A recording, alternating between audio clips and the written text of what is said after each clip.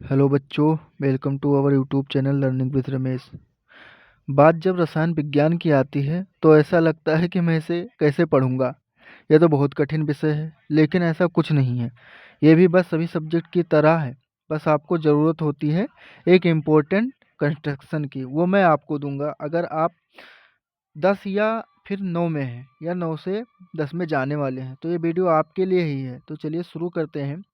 आज हम class 10th के चैप्टर पहला रासायनिक अपक्रियाएं एवं समीकरण यानी केमिकल रिएक्शन एंड इक्वेशंस पढ़ेंगे। और ये वादा करता हूँ, अगर आप वीडियो अंत तक देखते हैं तो ये चैप्टर आप भूलेंगे नहीं। तो चलिए देखते हैं पहला क्वेश्चन क्या है। प्रश्न पहला है, वायु में जलाने से पहले मैग्नीशियम रिबन को साफ क्यों किया जाता है। यहाँ पूछा जा रहा है वायु में जलाने से पहले मैग्नीशियम रिबन को साफ क्यों किया जाता है। तो आपको आंसर इसका पता होना चाहिए, बाकी मैं बता देता हूँ। वायु में जलाने से पहले मैग्नीशियम रिबन को रेगमाल से रगड़कर साफ कर देते हैं ताकि magnesium oxide MgO and maximum carbonate MgCO3 की परत हट जाए जो उस पर लगी होती है, जो वायुमंडलीय ऑक्सीजन और कार्बन ऑक्साइड से अभिक्रिया करके यानी रिएक्शन करके फलस्वरूप रिबन पर था। ऐसा करने पर मैग्नीशियम रिबन आसानी से जलते हैं। तो इस क्वेश्चन का पहला आंसर ये है। ठीक है, अगर आप नोटबुक ले रखे हैं तो नोट जरूर कर लीजिएगा, आपके पेपरों में 100% क्वेश्चन आएंगे। ठीक है, तो चलिए क्वेश्चन नंबर दूसरा देख लेते हैं। बस आपको का वीडियो अंत तक देखना है। चैप्टर 1 के सारे क्वेश्चन इसमें कवर किए गए हैं जो आपके एग्जाम में काम आएंगे। ठीक है, दूसरा क्वेश्चन का है, निम्नलिखित रासायनिक अपक्रियाओं के लिए संतुलित संतुलित यानी बराबर समीकरण लिखिए। तो यहाँ पहला दिया गया हाइड्रोजन क्लोरीन यानी H2 plus Cl2 hydrogen chloride बनता है। ठीक है, बहुत आसान सा है, बस आपको ध्यान से देखना है। दूसरा है barium chloride BaCl aluminium sulphate L2SO4 का होल थ्राइस। ये बनेगा क्या, बेरियम सल्फेट और एल्युमिनियम क्लोराइड। ठीक है, तीसरा देखते हैं, सोडियम प्लस जल, और ये बनेगा सोडियम क्लोराइड प्लस हाइड्रोजन। देखिए पहला हाइड्रोजन प्लस क्लोरीन का अपक्रिया कराई गई तो 2HCl बन गया हाइड्रोक्लोरिक अम्ल। ठीक है, 2 हाइड्रोजन है और 2 क्लोरीन है तो इनको 2HCl लिखा जा सकता है, यानी ये संतुलित हो चुके हैं। ठीक है, आपका पहला हो गया। दूसरा देख लेते हैं,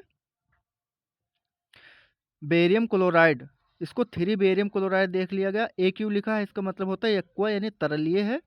ठीक है, प्लस Al2 एल्युमिनियम सल्फेट, इसमें L2SO4 का होल थ्राइस यानी Al भी 3 है और SO4 भी 3 है, 3 लिखा गया है। इसको अपक्रिया कराएंगे तो ये हो जाएगा BaSO4।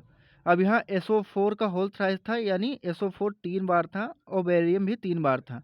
ठीक है, तो बेरियम सल्फेट बन गया और L2CO3 सॉरी Cl3, ये भी 2 थे तो ये यहाँ से बराबर हो गए। यही होती है समीकरण संतुलित करने की। बाकी विस्तृत में मैं आपको आगे बताऊंगा समीकरण को संतुलित कैसे करते हैं। ठीक है, आपका दूसरा हो गया, क्लियर है। चलिए आगे हम तीसरा देखते हैं, सोडियम प्लस जल। यहाँ कह रहा है सोडियम यानी Na प्लस जल H2O, इसका जब अभिक्रिया करेंगे सोडियम हाइड्रोक्साइड प्लस हाइड्रोजन बनेगा। ठीक है, 2Na प्लस H2O यानी 2 अणु हो गए Na के और 2 अणु हो गए H2O के। इसका हम अपक्रिया करा देंगे तो सोडियम हाइड्रोक्साइड बन जाएगा यानी 2Na, और H2 गैस इसमें निकल जाएगी। ठीक है, हो गया sodium hydroxide NaOH sodium hydroxide, hydrogen का H। ठीक है, बस आपको वीडियो में अंत तक बने रहना है, आपका पूरा चैप्टर इसमें क्लियर हो जाएगा। क्वेश्चन नंबर 3 इसमें देख लेते हैं। इसमें प्रश्न पूछा जा रहा है आपके चैप्टर से, प्रश्न 3। ठीक है, क्या है, निम्नलिखित अपक्रियाओं के लिए उनकी अवस्था के संकेतों के साथ संतुलित रासायनिक समीकरण लिखिए। यहाँ कह रहा है निम्नलिखित अपक्रिया, मतलब कोई अपक्रिया दी गई है उसकी अवस्था के संकेतों के साथ संतुलित रासायनिक अपक्रिया लिखिए। तो जल में बेरियम क्लोराइड पहला है, जल में बेरियम क्लोराइड। ठीक है, बेरियम क्लोराइड तथा सोडियम सल्फेट के विलयन अभिक्रिया करके सोडियम क्लोराइड का विलयन तथा अघुलनशील बेरियम सल्फेट का अवक्षेप बनाते हैं।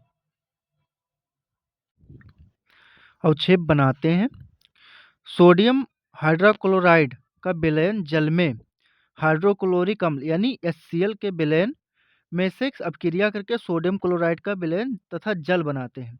इसकी रासायनिक अपक्रिया क्या होगी, चलिए देख लेते हैं। यहाँ पे पूछा जा रहा है हाइड्रोक्लोरिक अम्ल है, सोडियम हाइड्रोक्साइड है यानी NaOH है, ठीक है? तो ये बनाएगा क्या? सोडियम क्लोराइड, ठीक है? चलिए देख लेते हैं रासायनिक अपक्रिया। यहाँ पे देखेंगे बेरियम क्लोराइड यानी BaCl2, यहाँ हो गया BaCl2 बेरियम क्लोराइड हो गया, Na2CO3 यानी सोडियम सल्फेट हो गया, ठीक है? Na2 हो गया और SO4 हो गया, सोडियम सल्फेट हो गया यहाँ पे। उसके बाद इसका रिएक्शन करा देंगे, ये बन जाएगा बेरियम सल्फेट प्लस बनेगा सोडियम क्लोराइड। आप देख रहे हैं ऊपर BaCl2 इधर था प्लस Na2CO4 इधर था, तो दोनों को जब हम रिएक्शन कराते हैं तो Ba के साथ हो गया SO4 यानी सल्फेट, ठीक है? उसके बाद बचा क्या? Na2 बचा और Cl2 बचा। तो जब 2 Na और 2 Cl बचे तो हम इनको क्या लिख सकते हैं? 2 NaCl लिख सकते हैं, यानी नमक, साधारण नमक हो गया सोडियम क्लोराइड, ये एक्वा फॉर्म में है, ठीक है? और BaSO4 ये है सल्फेट यानी बेरियम सल्फेट है, ये है सॉलिड, ठोस में है, ठीक है? रिएक्शन संतुलित करना आप यहीं से समझ जाइए। देखिए 2 Na थे, 2 Cl थे, तो इनको हम लिख देंगे NaCl प्लस 2 थे तो आगे लगा दिया हमने 2, तो ये 2 Na हो गए, 2 Cl हो गए। ये आपकी अपक्रिया एक बराबर हो गई। दूसरा देखते हैं, दूसरा कह रहा है सोडियम हाइड्रोक्साइड यानी NaOH, ठीक है? सोडियम हाइड्रोक्साइड एक्वा है प्लस हाइड्रोक्लोरिक अम्ल HCl, ठीक है? ये भी एक्वा है, इसका रिएक्शन करा देंगे तो बनेगा क्या? यहाँ भी नमक बन रहा है, ठीक है? यहाँ भी लवण बन रहा है, साल्ट बन रहा है, तो यहाँ NaCl हो गया एक्वा फॉर्म में और हो गया H2O, ठीक है? लिक्विड फॉर्म में, ठीक है? जल बन गया और सोडियम क्लोराइड बन गया। NaCl और H2O, इधर OH बचा था और इधर बचा था H, तो इसको हमने लिख दिया H2O एक साथ और Na इधर और इधर Cl, ठीक है? बराबर है, समझ में आ गया, ठीक है?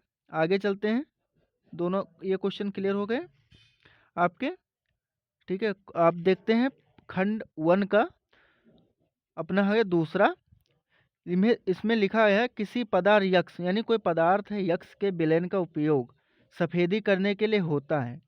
तो उसमें क्वेश्चन जो बन रहे हैं वो बन रहे हैं पदार्थ यक्ष का नाम, उसका नाम पूछ रहा है तथा इसका सूत्र पूछ रहा है।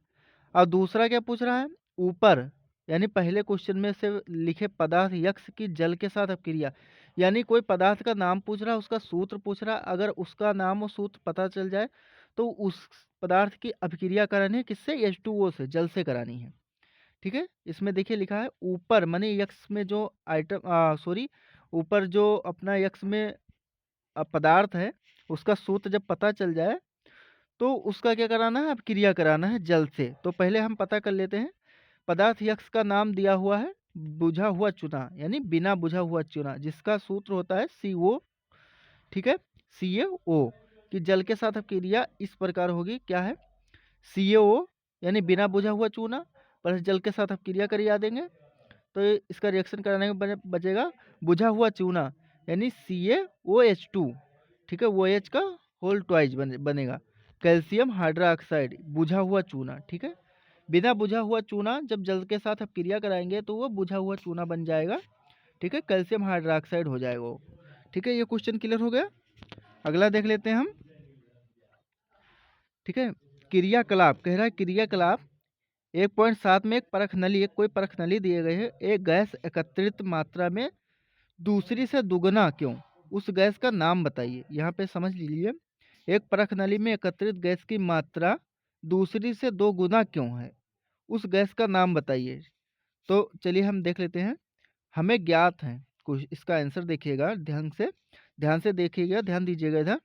हमें ज्ञात है कि जल 2 भाग हाइड्रोजन और 1 भाग ऑक्सीजन स्विच में मिलकर बना है, अर्थात H2O हाइड्रोजन परमाणु, ठीक है? यहाँ पे देखिए 2 अणु हो गए हाइड्रोजन के, 1 भाग हो गया ऑक्सीजन का, तो ये जल हो गया, ठीक है? H2O हो गया। और और कह रहा है, देखिए और कह रहा है ऑक्सीजन परमाणु के यानी 2:1, 2 हाइड्रोजन हो गया 1 ऑक्सीजन हो गया, तो ये हो जाएगा 2:1 में संयोग करने से बना है। अतः जल का विद्युत अपघटन, अपघटन क्या होता है आगे मैं आपको बताऊंगा। अपघटन करने से हाइड्रोजन और ऑक्सीजन गैसें प्राप्त होती हैं। इसलिए कैथोड पर एकत्रित गैस हाइड्रोजन और एनोड पर एकत्रित गैस ऑक्सीजन होगी। यहाँ पे चित्र के माध्यम से आप समझिए। ये देखिए, यहाँ पे जल का विद्युत अपघटन यानी जल में विद्युत प्रवाह की जा रही है, ठीक है। एक अपना पॉइंट हो गया कैथोड, एक हो गया एनोड। इसमें जो लगा है रबर डॉट लगा है बीच में। इसमें देखिए बीकर में क्या भरा है, जल भरा है, ठीक है। ग्रेफाइट रॉड बीच में लगी है, ये ग्रेफाइट रॉड हो गई, ठीक है। ध्यान देने वाली बात है, ये आप नोट कर लीजिएगा, ठीक है। ये देखिए परख नली लगी है इसमें, और एक साइड से ऑक्सीजन प्रवाहित हो रहा है और दूसरे साइड से हो रहा है हाइड्रोजन प्रवाहित। ठीक है। एक अपना जो है ग्रेफाइट रॉड में क्या है, हाइड्रोजन, और एक है अपना अपना ऑक्सीजन, ठीक है। ये प्लास्टिक मग हो गया, ठीक है, जिसमें अंदर H2O भरा है, ठीक है। ये आपका क्वेश्चन क्लियर हो गया। अगर क्वेश्चन क्लियर नहीं होता है, किसी प्रकार की कोई भी दिक्कत होती है चैप्टर से रिलेटेड, आप कमेंट में जरूर पूछ सकते हैं, 100% उसका जवाब दिया जाएगा, ठीक है। ये क्लियर हो गया। अगला क्वेश्चन हम देख लें, ठीक है। ये आप अगर नोटबुक लिए हैं तो उसमें ये अपना चित्र बना लीजिएगा, ठीक है। ऑक्सीजन हाइड्रोजन क्लियर हो गया। अगला क्वेश्चन पे आते हैं। अगला क्वेश्चन क्या कह रहा है, जब लोहे की कील को, यानी जब लोहे की कील को कॉपर सल्फेट यानी CuSO4 के विलयन में डुबोया जाता है तो विलयन का रंग क्यों बदल जाता है। यहाँ कह रहा है जब CuSO4 के विलयन में एक कील को, लोहे की कील को, आयरन कील को डुबोया जाता है तो विलयन का रंग क्यों बदल जाता है। तो इसका आंसर देख लेते हैं। जब लोहे की कील को नीले रंग की कॉपर सल्फेट में, यहाँ रंग बताया गया है, CuSO4 के विलयन में डुबोया जाता है तो विलयन का रंग नीला हल्का यानी मलिन हो जाता है। ऐसा इसलिए होता है क्योंकि फेरस और कॉपर से अधिक अपक्रियाशील है, ठीक है, जो कॉपर को विस्थापित कर देता है यानी हटा देता है, और आयरन सल्फेट तथा कॉपर धातु बनती है। अपक्रिया इस प्रकार होगी। अपक्रिया देख लेते हैं, इसका केमिकल रिएक्शन देख लेते हैं क्यों हो रहा है, क्यों इसका कलर चेंज हो रहा है। तो पहले इसका करेंगे फेरस। फेरस हो गया, यहाँ पे देखिए Fe सॉलिड फॉर्म में है, प्लस इसका CuSO4 के साथ अपक्रिया करा देंगे। CuSO4 एक्वा फॉर्म में है यानी तरल में है, तो इसका रिएक्शन जब कराएंगे तो फेरस के साथ सल्फेट हो जाएगा, ठीक है। तो वो हल्का हरा हो जाएगा फेरस सल्फेट, और बचेगा CO सल्फर। सल्फर को अलग कर देता है, विस्थापित कर देता है, ठीक है, हटा देता है। तो यहाँ पे वही रिएक्शन दिया है, आप ढंग से देख सकते हैं। फेरस के साथ सल्फेट हो गया, ठीक है, बचा क्या कॉपर, तो कॉपर सॉलिड फॉर्म में अलग हो जाता है, ठीक है। ये क्लियर हो गया, ये आपका क्वेश्चन क्लियर हो गया, आंसर आपको पता हो गया। आगे देख लेते हैं। अब यहाँ पे देखिए आगे क्या कह रहा है, क्रियाकलाप, क्या कह रहा है, क्रियाकलाप 1.10 से भिन्न द्विविस्थापन यानी 2 बार विस्थापन होगा, याद रखिएगा। द्विविस्थापन अपक्रिया का एक उदाहरण, तो इसका आंसर देख लेते हैं हम, ठीक है। इसमें क्या है, पीबी यानी लेड, और NO3 का होल ट्वाइज है, मतलब 2 बारी, तो ये हो जाएगा लेड नाइट्रेट, ठीक है। PbNO3 का होल ट्वाइज यानी 2 बारी, फिर हो जाएगा प्लस हाइड्रोक्लोरिक अम्ल यानी 2 HCl। HCl होता है हाइड्रोक्लोरिक अम्ल का फॉर्मूला, ठीक है। इसको संतुलित करने के लिए हमने 2 लिख दिया, इसका रिएक्शन करा देंगे। Pb के साथ Cl हो जाएगा, PbCl के साथ, तो ये बन जाएगा lead chloride PbCl2 solid form में। अब बचा क्या इधर, दो H बचे, और NO3 का होल ट्वाइस यानी 2 NO3 बचे और 2 HCl बचे, तो इसको क्या लिख सकते हैं, HNO3 नाइट्रिक अम्ल। ये यहाँ देखिए नाइट्रिक अम्ल हमने लिख दिया 2HNO3। NO3 दो थे, यहाँ पे देखिए 2H थे, तो हमने क्या लिख दिया, 2HNO3। तो ये क्या हो गया आपका, संतुलित हो गया, बराबर हो गया, ठीक है। क्वेश्चन क्लियर है, आंसर पता हो गया इसका, तो आप अपनी नोटबुक में नोट कर लीजिए। क्वेश्चन नंबर नेक्स्ट देख लेते हैं। यहाँ पे देखिए क्या कह रहा है, निम्न अभिक्रियाओं यानी कई अभिक्रियाओं में उपचयित और अपचयित पदार्थों की पहचान कीजिए। यहाँ पे पूछा जाता है, क्वेश्चन में कई बार पूछा गया है, उपचयित और अपचयित पदार्थों की पहचान कीजिए, अंतर बताइए। तो यहाँ पे चलिए देख लेते हैं हम। पहला अपना आंसर बनता है Na सोडियम प्लस ऑक्सीजन, इसका रिएक्शन कराएंगे तो Na2O बचेगा, ठीक है, बनेगा। तो इसका क्या है, ऑक्सीजन O2 हो गया और 4Na हो गया, यानी 4 टाइम Na, 4 बारी Na हो गया सॉलिड फॉर्म में। तो इसका रिएक्शन कराएंगे 2Na2, ठीक है। तो क्या हो गया, 4 ऑक्सीजन इधर हो गया, बराबर हो गया, ठीक है। और इधर देखिए CuO सॉलिड फॉर्म में प्लस H2 गैस फॉर्म में। इसका जब रिएक्शन कराएंगे तो कॉपर सॉलिड फॉर्म में और पानी अलग हो जाएगा। ठीक है। अब आंसर देख लेते हैं इसका। आंसर क्या होगा इस अपक्रिया में? ठीक है, आंसर देखिए, अभी उत्तर देखिए।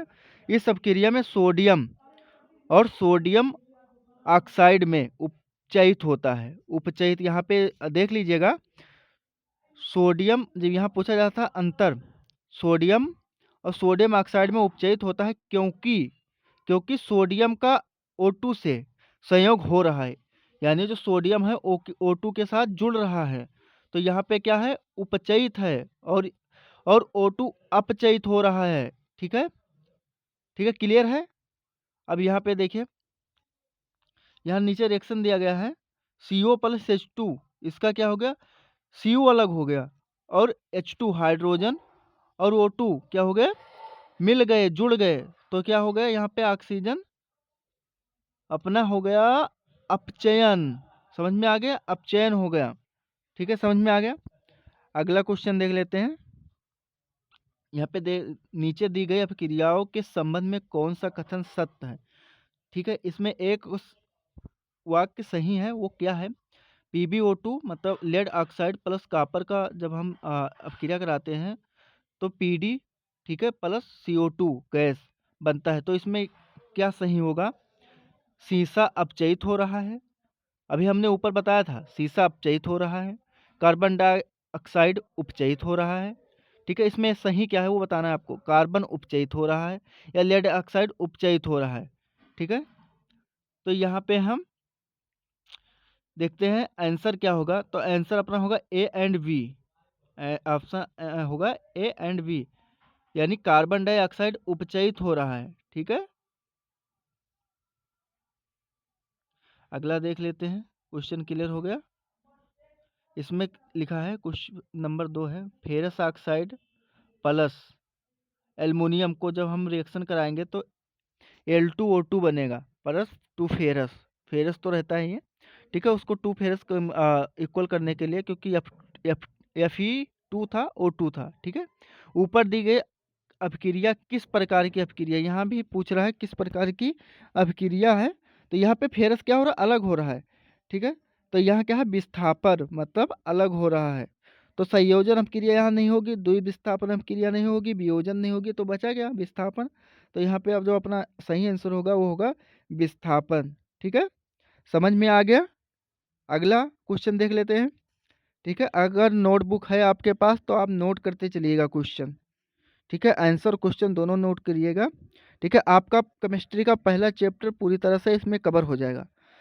अगला प्रश्न देख लेते हैं, लोह चूर्ण यानी आयरन का चूर्ण तथा तनु हाइड्रोक्लोरिक यानी कंस्टेंट CO एन सी कंक हाइड्रोक्लोरिक अम्ल डालने से क्या होता है। यहाँ पे पूछा क्या होता है, सही उत्तर पर निशान लगाए। तो इसका आंसर देख लीजिए, हाइड्रोजन गैस आयरन क्लोराइड बनता है, क्लोरीन गैस तथा आयरन हाइड्रोक्साइड बनता है, या फिर कोई अपक्रिया नहीं होती, तो यहाँ है हाइड्रोजन गैस एवं आयरन क्लोराइड बनता है। इसका सही आंसर होगा। ठीक है, समझ में आ गया। ठीक है, इंपॉर्टेंट क्वेश्चन था। ठीक है, अगला देख लेते हैं, संतुलित रासायनिक अपक्रिया क्या है। यहाँ पे ऊपर पूछा संतुलित रासायनिक अपक्रिया क्या है, अभी हमने ऊपर बताया था कि चलिए विस्तृत में बताएंगे। रासायनिक समीकरण को संतुलित करना क्यों आवश्यक है। ठीक है, इसका आंसर आप देखिए। ठीक है, यहाँ पे जब किसी रासायनिक समीकरण में विभिन्न तत्वों यानी कई तत्वों के परमाणुओं की संख्या बाईं ओर LHS यानी लेफ्ट हैंड साइड तथा दाईं ओर यानी राइट हैंड साइड में बराबर होती है, तो उसे संतुलित रासायनिक समीकरण कहते हैं। ठीक है, ये क्वेश्चन आपका आंसर हो गया। ठीक है, कि किसे कहते हैं रासायनिक समीकरण, किसे कहते हैं, तो अर्थात अभिकारकों में तत्वों के कुल परमाणुओं की संख्या। ठीक है, अभिकारकों में तत्वों के कुल परमाणुओं की संख्या तथा उत्पादों में तत्वों के कुल परमाणुओं की संख्या के बराबर होता है, तभी वो संतुलित रासायनिक अपक्रिया होगी। रासायनिक समीकरण को संतुलित करना इसलिए आवश्यक है क्योंकि किसी भी रासायनिक अपक्रिया में द्रव्यमान का न तो निर्माण होता है न ही विनाश होता है, अर्थात उत्पाद तत्वों का कुल द्रव्यमान बराबर अभिकारक तत्वों का कुल द्रव्यमान अतः रासायनिक समीकरण में द्रव्यमान के संरक्षण का नियम पालन होता। आगे के क्लास में आप पढ़ेंगे द्रव्यमान के संरक्षण का नियम क्या है। ठीक है, तो ये क्वेश्चन आपका क्लियर हो गया, समझ में आ गया। अगला क्वेश्चन देख लेते हैं। निम्न कथनों को रासायनिक समीकरण के रूप में परिवर्तित कर उन्हें संतुलित कीजिए। संतुलित करना आपको आ गया होगा मेरे हिसाब से, अगर नहीं आया तो कोई बात नहीं, ये चैप्टर खत्म होते हुए आपको पता चल जाएगा पूरी तरह से। यहाँ पे बोल रहा है नाइट्रोजन हाइड्रोजन गैस से संयोग करके अमोनिया बनाता है। नाइट्रोजन इन हाइड्रोजन गैस के संयोग से क्या बनाता है, अमोनिया NH3। ठीक है, हो गया। दूसरा हो गया, यहाँ कह रहा है हाइड्रोजन सल्फाइड गैस का वायु में दहन यानी जलने से जल तथा सल्फर डाइऑक्साइड बनता है। ठीक है, बन जाएगा। दूसरा कह रहा है एल्युमिनियम सल्फेट के साथ क्रिया कर बेरियम क्लोराइड, एल्युमिनियम क्लोराइड एवं बेरियम सल्फेट का अवक्षेप देता है। ठीक है, इसका रिएक्शन करा देते हैं पहले वाले का। इसमें क्या कह रहा है, हाइड्रोजन, ठीक है, प्लस नाइट्रोजन, तो H2 हो जाएगा, N2 हो जाएगा। इसको संतुलित करने के लिए क्या हम लिख लेंगे, 3H2, क्योंकि हमें अमोनिया बनानी है। अमोनिया का फॉर्मूला क्या होता है, NH3 होता है। ठीक है, तो यहाँ पे 3H हो गया और 2N हो गया, आगे 2 लग गया तो हो गया 3 दूनी 6H और 2N हो गया। ठीक है, यहाँ भी H कितने हैं, 6 हैं, 3 2 3 6, 6H इधर हो गया और N इधर 2 हो गया, संतुलित हो गया। समझ में आ गया, ये गैस फॉर्म में हो गया अमोनिया। ठीक है, पहला क्वेश्चन अपना हो गया। दूसरा देख लेते, दूसरा करें हाइड्रोजन सल्फाइड। हाइड्रोजन सल्फाइड यानी H2S गैस, इसका अपना क्रिया कराना है ऑक्सीजन से। ठीक है, ऑक्सीजन से वायु में दहन कराना है, जलाना है, तो यह क्या बनाएगा, जल बनाएगा और सल्फाइड बनाएगा, सल्फर डाइऑक्साइड बनाएगा। ठीक है, हाइड्रोजन सल्फाइड का जब ऑक्सीजन के साथ दहन कराते हैं तो क्या बनता है, जल बनता है और सल्फर डाइऑक्साइड बनता है। ठीक है, इसका जो संतुलित करना है, 2 2 4H है इधर, और इधर देखिए H2O में 4H हो गए, बराबर हो गया। और इसमें ऑक्सीजन कितना है, 6, तो यहाँ पे देखिए 2SO2, ठीक है, कितना 4 हो गया, और H2 के साथ 2 है, 6 हो गए, बराबर हो गया, संतुलित हो गया। ठीक है, अगला देखेंगे। ठीक है, ये क्लियर हो गया। बेरियम क्लोराइड, यहाँ कह रहा है barium chloride plus aluminium sulphate. ठीक है, इसका जब हम रिएक्शन कराएंगे तो बनाएगा क्या, एल्युमिनियम क्लोराइड, EL। ठीक है, यहाँ पे EL और Cl एक साथ हो जाएगा, इसको हम संतुलित करा देंगे, क्या हो जाएगा, 2ElCl2, यानी यहाँ पे क्लोराइड कितने हो गए, 6 हो गए। ठीक है, 3 दूनी 6 हो गए एक्वा फॉर्म में। अब बचा क्या इधर, 3 बैरियम बचा, ठीक है, और L2 इधर निकल गया था आपका, तो बचा क्या, SO4 का होल थ्राइज, यानी 3 बचे आपके SO3, तो यहाँ पे SO4 बचे, सॉरी, तो यहाँ पे क्या हो गया, बैरियम सल्फेट बन गया आपका, संतुलित हो गया। यही ध्यान देने वाली बात है यहाँ पे इक्वेशन में, कि अगर रिएक्शन संतुलित नहीं होगा तो उसका जो उत्पाद है वो सही नहीं बनेगा। ठीक है, आगे देख लेते हैं। ये आपका हो गया आएगा बैरियम सल्फेट। ठीक है, समझ में आ गया। अगला देख लेते हैं पोटेशियम, यहाँ पे के पोटेशियम धातु जल के साथ, यानी के को हम क्या कराएंगे, पानी से अब क्रिया करा देंगे पानी के साथ, तो यहाँ क्या बना लेगा, KOH पोटेशियम हाइड्रोक्साइड। यहाँ क्या गैस, हाइड्रोजन गैस निकल रही है। ठीक है, संतुलित, देखिए हाइड्रोजन गैस निकल रही है, तो इसका क्या होगा, 2KH, मतलब धातु जो है पोटेशियम धातु है, 2K हो गया, और H2O यानी दो जल के 2 अणु हो गए, तो ये हो गया 2KOH पोटेशियम हाइड्रोक्साइड प्लस जल, sorry, hydrogen, hydrogen gas H2 निकल गई। ठीक है, अगला देख लेते हैं हम, यहाँ पे क्या कह रहा है अगले क्वेश्चन में, निम्न रासायनिक समीकरणों को संतुलित कीजिए। अभी मैंने ऊपर बताया संतुलित कैसे करते हैं। ठीक है, चलिए यहाँ पे पूरा देख लेते हैं क्वेश्चन संतुलित करना। इसमें 2 नंबर का आपके बोर्ड एग्जाम में आता ही आता है संतुलित करने वाला क्वेश्चन, ये आप अच्छे से देख लीजिए। आपके 2 नंबर क्वेश्चन संतुलित करने के लिए, इक्वेशन संतुलित करने के लिए रिएक्शन को पक्के हो जाएंगे। आप देखिए पहला क्या है, आंसर देख लेते हैं। HNO3 हो गया, 2 HNO3, यहाँ पे देखते चलिए 2 H है और NO3 क्या है, 6 है। ठीक है, प्लस क्या है, कैल्शियम हाइड्रोक्साइड, इसका जब हम जल से अपक्रिया कराएंगे, सॉरी, इसका जब रिएक्शन कराएंगे, ये दोनों जल फॉर्म में है, तरलीय फॉर्म में है, तो ये क्या बन जाएगा, यहाँ से सी निकल गया, कैल्शियम निकल गया, और इधर क्या हो गया, Na2, Na3 निकल गया, और Na3 का क्या है, whole thrice, sorry whole twice है, यानी 2 अणु हैं। ऑप्शन बी देखते हैं यहाँ पे है सोडियम हाइड्रोक्साइड, ठीक है, एक्वा फॉर्म में, और दूसरा है H2SO4 यानी हाइड्रोक्लोरिक अम्ल। तो इनका जब रिएक्शन होगा क्या बनेगा, देख लीजिए आपके सामने है, सोडियम सल्फेट बनेगा N2SO4, ठीक है, और प्लस क्या बनेगा, H2O। क्लियर हो गया। रिएक्शन समीकरण आपको आ गया होगा 100%। अगर नहीं आया होगा तो आप बताइएगा, कमेंट कीजिएगा, अच्छे से और समझा देंगे, दोबारा बता देंगे, ठीक है। यहाँ पे क्या है, अगर 2 एन है तो आपको 2 एन भी उस साइड पे बराबर करने हैं, ठीक है। अगर वो एच है तो उसको 2 ओ एच है तो ओ एच को भी बराबर करने हैं। ये भी संतुलित अपक्रिया होती है, क्या कहलाते हैं, ऊपर मैंने आपको पूरा बता दिया, विस्तृत में बता दिया है, ठीक है बच्चों। तो यहाँ पे देखिए NaOH प्लस H2SO4, इसको रिएक्शन कराएंगे, सोडियम सल्फेट बन जाएगा एक्वा फॉर्म में, ठीक है। उसके बाद H2, 2H, H2 हो गया, इधर भी 2 OH थे, 2 H थे, उसका मतलब 4 H हो गए, और 2 O। क्लियर हो गया। अगला देख लेते हैं, ऑप्शन सी देखते हैं, क्या था, नमक, ठीक है, सोडियम क्लोराइड यानी साधारण नमक NaCl प्लस, इसमें AgNO3, ठीक है। इसका जब रिएक्शन कराएंगे, यहाँ देख लिए, Ag हो गया Cl के साथ, ठीक है, यहाँ पे हो गया AgCl सॉलिड फॉर्म में। अब बचा क्या, इधर Cl बचा और NO3 बचा, तो यहाँ हो गया सोडियम नाइट्रेट, ठीक है, NaNO3 एक्वा फॉर्म में। क्लियर हो गया। डी देख लेते हैं ऑप्शन, इसमें है बेरियम क्लोराइड, एक्वा फॉर्म में बेरियम क्लोराइड प्लस H2SO4। तो यहाँ पे क्या हो, बी निकल गया और SO4 निकल गया, बेरियम सल्फेट बन गया, और बचा क्या है, H2 बचा और Cl बचा, तो ये क्या हो जाएगा, 2HCl हाइड्रोक्लोरिक अम्ल, सिंपल सा था। क्लियर हो गया, संतुलित हो गया, दोनों उत्पाद आपके बन गए, ठीक है बच्चों, समझ में आ गया। आगे देख लेते हैं, ठीक है, निम्न अपक्रियाओं के लिए संतुलित रासायनिक समीकरण लिखिए।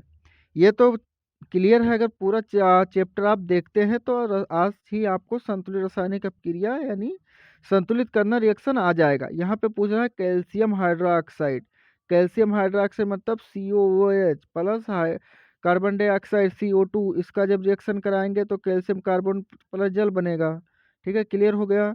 यहाँ पे CO3 बन गया, ठीक है, कैल्शियम कार्बोनेट बन गया प्लस जल बन गया, ओके हो गया, ठीक है। दूसरा देख लेते हैं, पहला क्लियर हो गया, दूसरा देख लेते हैं, जिंक Zn क्या है, सिल्वर नाइट्रेट यानी AgNO3, इसको संतुलित करने के लिए 2Ag लिख दिए और 2NO3 हो गया। जिंक के साथ क्या हो जाएगा, NO3 होल ट्वाइज, यानी यहाँ क्या था, NO 6 था, यहाँ भी 6 हो गया, 3 को जब हम मल्टीप्लाई करेंगे 2 से 6 हो जाएगा, और जिंक अकेले था तो इधर अकेले हो गया। यहाँ पे देखिए Ag बच्चा अकेले, ठीक है, सॉलिड फॉर्म में, तो यहाँ पे हो गया Ag, ठीक है। क्लियर हो गया,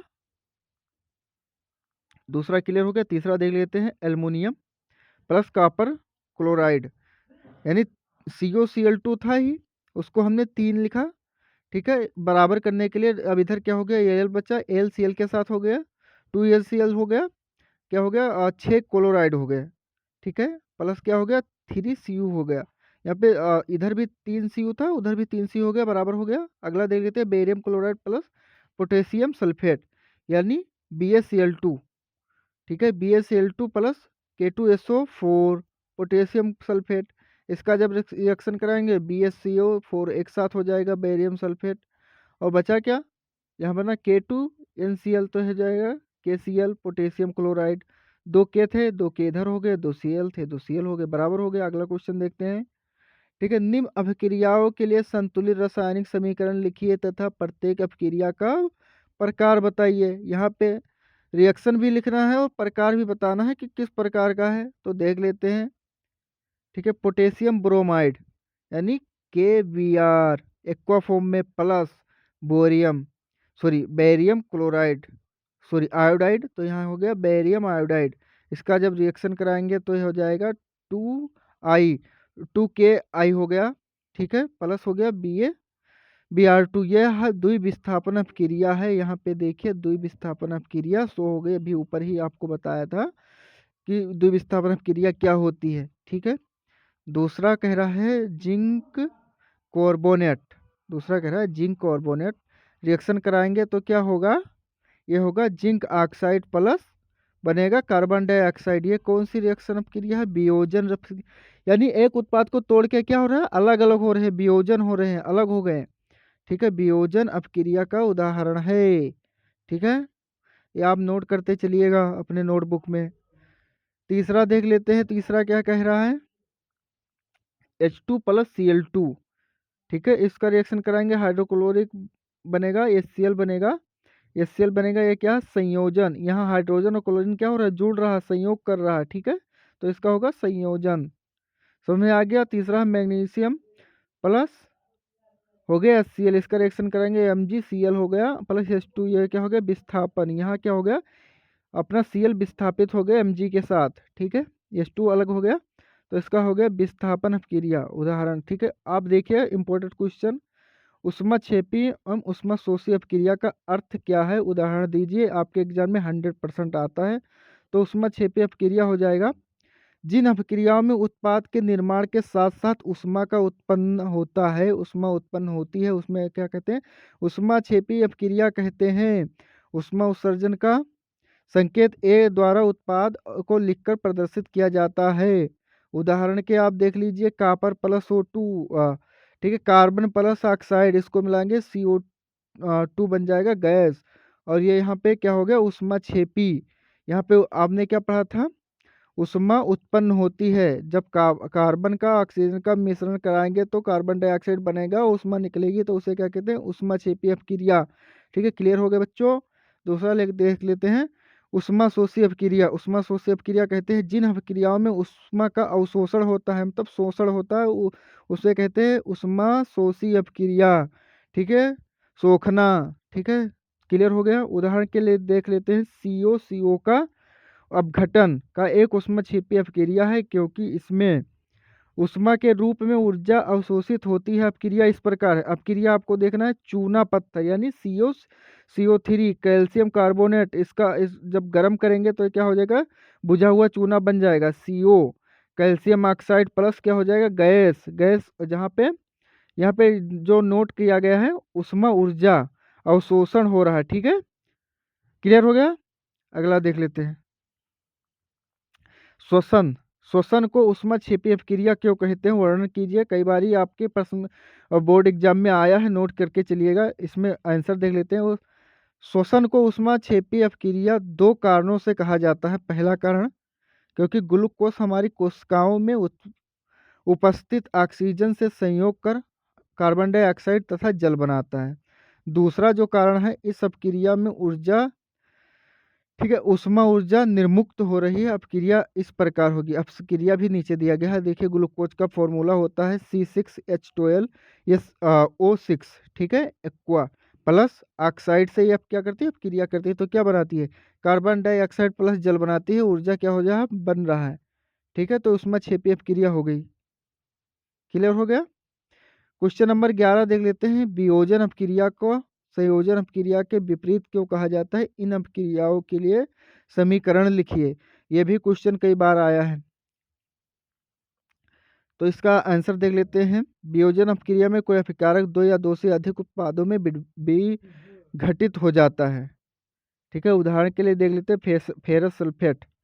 इसको जब हम उष्मा देंगे, गर्म करेंगे, तो फेरस ऑक्साइड, ठीक है, और प्लस सल्फेट प्लस हो जाएगा फेरिक सल्फेट। यानी यहाँ पे आंसर देखिए क्या कह रहा है, वियोजन अपक्रिया में एक उत्पाद दो या दो से अधिक में उत्पादों में विघटित हो जाता, अलग हो जाता है। यहाँ पे फेरस सल्फेट भी बना रहा है और फेरस सल्फाइड भी बना रहा है। ठीक है, तो इसी को हम क्या कहते हैं, वियोजन अपक्रिया कहेंगे। ठीक है, वियोजन अपक्रिया को संयोजन अपक्रिया के विपरीत क्यों कहा जाता है, इसीलिए कहा जाता है। ठीक है, यहाँ फेरस सल्फेट भी बन रहा है, फेरिक सल्फाइड भी बन रहा है, FeO। ठीक है, अगला देख लेते हैं, उदाहरण देख लेते हैं। H2 प्लस O2 का संयोग कर जल का निर्माण करते हैं। ठीक है, H2 गैस हो गया, O2 गैस हो गया। जब हम इसका निर्माण कराएंगे तो H2O, ठीक है, लिक्विड में हो जाएगा। ठीक है, अर्थात दो अभिकारक मिलकर एकल उत्पाद H2O बनाते हैं। ठीक है, आपका क्वेश्चन क्लियर हो गया। ठीक है, अगला देख लेते हैं। यहाँ पे कह रहा है, उन वियोजन अभिक्रियाओं के एक एक समीकरण लिखिए जिसमें उष्मा, प्रकाश एवं विद्युत के रूप में ऊर्जा प्रदान की जाती है। आंसर, आप क्वेश्चन आपने पढ़ लिया, आंसर को बड़े ध्यान से देखिएगा। ठीक है, यहाँ पे उष्मा, प्रकाश तथा विद्युत के रूप में ऊर्जा प्रदान की जाती है। तो उष्मा के द्वारा वियोजन, पहले हम उष्मा के द्वारा वियोजन लिखाएंगे।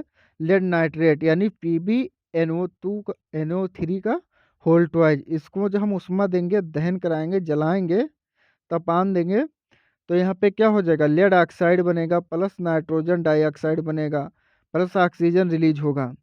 ठीक है, दो लेड थे। ठीक है, दो लेड हो गए। यहाँ पे ऑक्सीजन कितने थे, दो थे, तो यहाँ पे दो इधर हो गए और दो इधर हो गए, चार ऑक्सीजन हो गए। ठीक है, यहाँ पे NO3 के साथ चार था। ठीक है, यहाँ पे क्लियर हो गया, नाइट्रोजन डाइऑक्साइड और ऑक्साइड बन गया, तो उष्मा के द्वारा हो गया, क्लियर हो गया। ठीक है, अगला देखते हैं हम, अगला क्या है, प्रकाश के द्वारा। ठीक है, प्रकाश के द्वारा हम कराएंगे, प्रकाश के द्वारा हम कराएंगे AgBr। ठीक है, इसका सूर्य के प्रकाश में क्रिया कराएंगे। ठीक है, तो यहाँ हो जाए 2Ag प्लस Br2। ठीक है, समझ में आ गया, दो Ag थे, दो Br थे, तो 2Ag और Br2 हो गया। ठीक है, अब अगला जो हम कराएंगे विद्युत यानी ऊर्जा, अपना इलेक्ट्रिसिटी के साथ इसको कराएंगे। तो यहाँ पे क्या है, अम्लीकृत जल। ठीक है, अम्लीकृत जल, अम्ल क्या है, क्षार क्या है, मैं आगे चैप्टर में आपको पूरा बताऊंगा, आपका नेक्स्ट चैप्टर ही है। ठीक है, उसमें बताएंगे। ठीक है, ये हो गया, क्वेश्चन क्लियर हो गया। दूसरा क्वेश्चन देखते हैं, यहाँ पे लिखा विस्थापन एवं द्विविस्थापन अभिक्रियाओं में क्या अंतर है, इन अभिक्रियाओं के समीकरण लिखिए।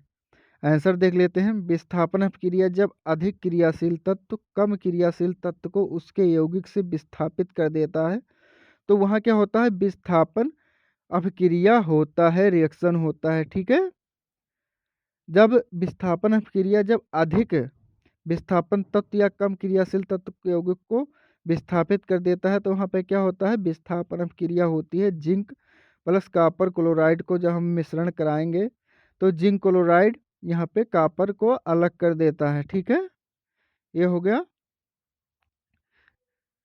ठीक है, क्योंकि जिंक कॉपर से अधिक क्रियाशील है, जो कॉपर क्लोराइड से कॉपर को विस्थापित कर देता है। तो द्विविस्थापन अभिक्रिया में अभिकारकों के बीच आयनों का आदान प्रदान होता है। ठीक है, आयन आयन जैसे धनायन ऋणायन होते हैं, उनका आदान प्रदान होता है। देखिए, सोडियम क्लोराइड, यहाँ पे Na पे प्लस आयन है, क्लोरीन पे माइनस आयन है, तो यहाँ NaCl हो जाएगा और H2O हो जाएगा। ठीक है, हाइड्रोजन के पास क्या है, प्लस, और ऑक्सीजन के पास माइनस आयन है, ऋणायन है, धनायन ऋणायन है, तो इनका क्या हो जाएगा, संयोग हो जाएगा। तो यहाँ द्विविस्थापन अपक्रिया हो गई। ठीक है, अगला क्वेश्चन देख लेते हैं। यहाँ अगला क्वेश्चन है, सिल्वर के शोधन में, ठीक है, सिल्वर के शोधन में सिल्वर नाइट्रेट के विलयन से सिल्वर प्राप्त करने के लिए कॉपर धातु द्वारा विस्थापन किया जाता है। इस प्रक्रिया के लिए समीकरण लिखिए, अभिक्रिया लिखिए। ठीक है, रिएक्शन लिखिए केमिकल, तो वो क्या होगी, यहाँ पे देखिए कॉपर, कॉपर प्लस क्या लिखा है, सिल्वर नाइट्रेट। ठीक है, इसका जब रिएक्शन कराएंगे तो CO यानी कॉपर नाइट्रेट बनेगा प्लस क्या बनेगा, सिल्वर। ठीक है, हो गया। अगला क्वेश्चन देखते हैं, अवक्षेपण अपक्रिया से आप क्या समझते हैं, यहाँ पे अवक्षेपण अपक्रिया पूछी जाती है। तो यहाँ पे ऐसी रासायनिक अपक्रिया, ऐसी रासायनिक अपक्रिया जिनमें अविलय विलवण यानी साल्ट बनता है, जो विलयन के पृथक हो जाता है, अवक्षेपण अपक्रिया कहलाती है। बिल्कुल ध्यान से देखिएगा, ये क्वेश्चन जरूर आते हैं, कई बार ही आए हैं आपके पेपरों में। देखिए, यहाँ पे सिल्वर नाइट्रेट दिया गया है प्लस सोडियम क्लोराइड नमक दिया गया है, तो हो क्या जाएगा, AgCl के साथ चला जाएगा, और बचा क्या, NO3 बचा और बचा क्या आपका यहाँ पे Na बचा, तो NaNO3 हो जाएगा, ये हो जाएगा सोडियम नाइट्रेट। क्वेश्चन क्लियर है? अगला क्वेश्चन देख लेते हैं हम। अगला क्वेश्चन है ऑक्सीजन के योग या ह्रास के आधार पर निम्न पदों की व्याख्या कीजिए, प्रत्येक के दो दो उदाहरण दिखिए। फिर उपचयन औपचयन आ जाए, यहाँ पे विस्तृत में आ गया, बिल्कुल आप ध्यान से देखिएगा, इंपॉर्टेंट क्वेश्चन है।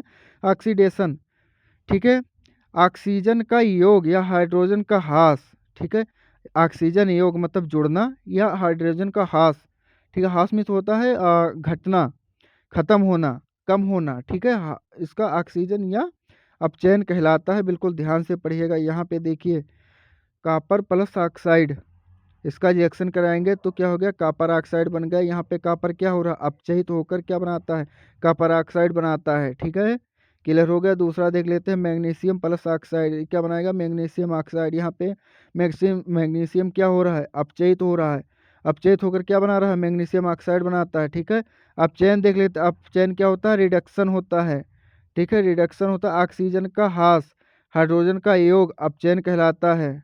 समीकरण आप देख लीजिए, कॉपर ऑक्साइड प्लस हाइड्रोजन का जब हम ताप करेंगे, गर्म करेंगे तो क्या होगी, अपचयन होगा, क्या होगा, यहाँ पे कॉपर अलग हो रहा है प्लस H2O गैस निकल रही है, ठीक है, यहाँ हाइड्रोजन जुड़ रहा है, ठीक है, ये हो गया आपका अपचयन। क्वेश्चन एकदम क्लियर था, आंसर भी एकदम क्लियर है, आपको अच्छे से समझना था। अगला क्वेश्चन देख लेते हैं। एक भूरे रंग का चमत्कार तत्व यक्स, यहाँ पे माना गया है कोई तत्व है, वायु की उपस्थिति में गर्म करने पर काले रंग का हो जाता है। इस तत्व एवं काले रंग के यौगिक का नाम बताइए। यहाँ पे नाम बताना है कि ऐसा कोई तत्व है जो हम वायु की उपस्थिति में गर्म करते हैं तो क्या हो जाता है, वो काला हो जाता है, तो उस तत्व का नाम क्या है, ठीक है, यौगिक का नाम क्या है। तो यहाँ पे है, मान लीजिए कोई तत्व यक्स कॉपर है, ठीक है, जब इसे वायु की उपस्थिति में गर्म किया जाता है, कॉपर को जब वायु की उपस्थिति में गर्म किया जाता है तो क्या होता है, अपचयित होता है, काले रंग की कॉपर ऑक्साइड बनाते हैं। अपक्रिया इस प्रकार, अपक्रिया नीचे दी गई है, अपक्रिया आप देख सकते हैं, ठीक है। कॉपर भूरा रंग है, इसको ऑक्सीजन के साथ जब गर्म करेंगे तो कॉपर ऑक्साइड बनाएगा काले रंग का, ठीक है, क्लियर हो गया। क्वेश्चन नंबर, लोहे की वस्तुओं को हम पेंट क्यों करते हैं। कई बार क्वेश्चन पूछा जाता है, हाई स्कूल में तो काफ़ी पूछा जाता है। इसको देखिए, लोहे की धातु हवा या आर्द्रता के संपर्क में आकर संक्षारित हो जाती है, अतः पेंट करने पर लोहे की सतह पर हवा या नमी आर्द्रता के प्रत्यक्ष संपर्क में नहीं रहती, जिसके कारण संक्षारण जंग लगना नहीं हो पाता है। इस तरह लोहे पेंट करने से क्षतिग्रस्त नहीं होता। देखते हैं आप, लोहे को हम हमेशा पेंट करते हैं इसलिए कि उसमें मोर्चा न लगे, अपने यहाँ क्या कहते हैं, मोर्चा नहीं लगे, ठीक है। क्वेश्चन अगला देते हैं। तेल या वसा युक्त खाद्य पदार्थों को नाइट्रोजन से प्रभावित क्यों किया जाता है। यानी जो चिप्स उप्स के पाउडर चिप्स उप्स होते हैं पैकेट, उनको हम इससे प्रभावित करते हैं, क्यों करते हैं, नाइट्रोजन से। तो यहाँ पे तेल एवं वसा युक्त पदार्थों को नाइट्रोजन से इसलिए प्रभावित किया जाता है क्योंकि इन पदार्थों का गंध स्वाद अपचयित होने के कारण बदल जाता है। नाइट्रोजन एक प्रति आक्सीकारिक है जो इन पदार्थों को अपचयित यानी ऑक्सीकृत होने से बचाता है, यानी नमी नहीं होती उसमें, ठीक है, इसलिए उसको नाइट्रोजन से प्रभावित किया जाता है। अतः तेल एवं वसायुक्त पदार्थों को विकृत गंधिता, ठीक है, करते हैं। क्या होता है, यहाँ पे पहले ही उपचयन पढ़ाया था, ऊपर बताया था, वही यहाँ पे दिया गया है, ठीक है, सेम वही है। कॉपर प्लस ऑक्सीजन CO2 हो गया, CO फिर क्या बना रहा है, CO अपचयित होकर क्या बना है, कॉपर ऑक्साइड बना रहा है, ये भी यहाँ पे अपचयन दिया है, रिडक्शन दिया गया है। ऑक्सीजन का ह्रास या ऑक्सीजन का योग अपचयन कहलाता है, ठीक है, सेम वही था। क्वेश्चन रिपीट हो रहा है वही वाला सेम, कि आपको अच्छे से पता चल जाए अपचयन, ठीक है, रिडक्शन और ऑक्सीडेशन, ठीक है, समझ में आ गया। आगे देख लेते हैं, यहाँ पे क्या है, कॉपर ऑक्साइड में ऑक्सीजन का ह्रास हो रहा है इसलिए यह अपचयित हुआ है, ठीक है। क्वेश्चन नंबर देखते हैं 20। निम्न पदों का वर्णन कीजिए तथा प्रत्येक एक एक उदाहरण दीजिए। संक्षारण और विकृत गंधिता, ये हर बार क्वेश्चन एक ना एक क्वेश्चन, दोनों में से एक ना क्वेश्चन आपके पेपर में जरूर आता है। तो संक्षारण क्या होता है, जब कोई धातु वायुमंडल में उपस्थित आर्द्रता या अम्ल के संपर्क में आती है तो उनके सतहों पर एक परत चढ़ जाती है जिसे हम मोर्चा कहते हैं अपनी भाषा में। इस प्रक्रिया को संक्षारण कहते हैं, जंग लगना कहते हैं, ठीक है। जब लोहे का संक्षारण होता है तो उसे जंग लगना कहते हैं। उदाहरण के लिए सिल्वर, चांदी के ऊपर सिल्वर सल्फाइड की काली परत, कॉपर के ऊपर हरे रंग का कॉपर कार्बोनेट की परत चढ़ाना तथा लोहे के ऊपर लालिमा युक्त भूरे रंग की, ठीक है, परत चढ़ाना। ठीक है, उदाहरण देख ले, सॉरी, ये हो गया अपना। अब हम क्या देखते हैं, विकृत गंधिता। ये क्वेश्चन आता है, तेल या वसायुक्त खाद्य पदार्थ हवा ऑक्सीजन के संपर्क में आने से उपचयित यानी ऑक्सीकृत होकर विकृत गंधी हो जाती है, जिसके कारण इसका स्वाद एवं गंध बदल जाता है। इस प्रकृति को क्या कहते हैं, विकृत गंधिता। ठीक है, यहाँ पे देखिए, विकृत गंधिता रोकने के लिए उपाय, नाइट्रोजन प्रति ऑक्सीकारक मिलाकर या आयुर्वेदी बर्तनों में खास सामग्री रखकर। आप देखो चिप्स उप्स की पैकेटों में एकदम अच्छे से एयर टाइट होता है, अगर अगर वो खुल जाता है तो क्या हो जाता है, वो ऑक्सीकृत हो जाता है, नमी हो जाता है। ठीक है, आशा करते हैं कि अगर आपने पूरी वीडियो देखी होगी तो आपका केमिस्ट्री का पहला चैप्टर एकदम क्लियर हो गया होगा। फिर भी अगर कोई भी दिक्कत है इस चैप्टर से तो आप कमेंट जरूर कीजिए। थैंक यू, मिलते हैं नेक्स्ट